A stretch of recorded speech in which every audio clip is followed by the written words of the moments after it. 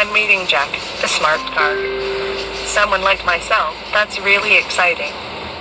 So, Sophia, as you can see, Jack is driving us now. So how does it feel for you? To be quite honest, I think it's mega cool.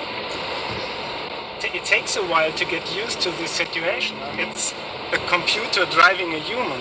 Can you understand that? It's different for me, because I know how reliable smart systems are. After all, that's what I am myself. I think you should be used to the situation of people being hesitant to you at first. Yes, of course, I know that some people react skeptically to intelligent systems like me. But for my part, I have complete confidence in Jack.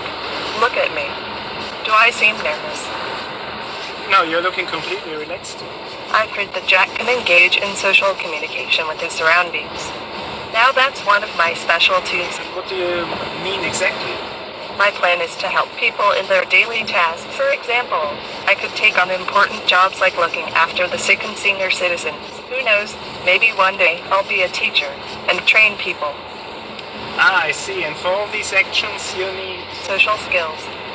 Soft skills are necessary to be able to take the right decision at the right time, confidently and responsibly. You have to be aware of the world around you, understand it and communicate with it. You really have a lot of things in common with Jack. Jack also has to make himself being a real participant of his specific environment. Jack does that pretty well. I'm observing the way he's taking us along the highway, entirely autonomously and safely, while we can have a conversation in peace. What Jack gives us is kind of personal freedom. In fact, I'd be interested to know how Jack manages to carry out maneuvers safely at this speed.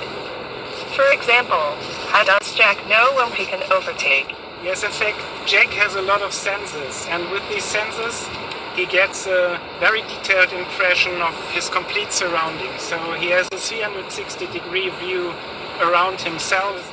He can watch about 250 meters in front of him and about 180 meters to the rear. And by that, he gets a very precise understanding of what's going around him.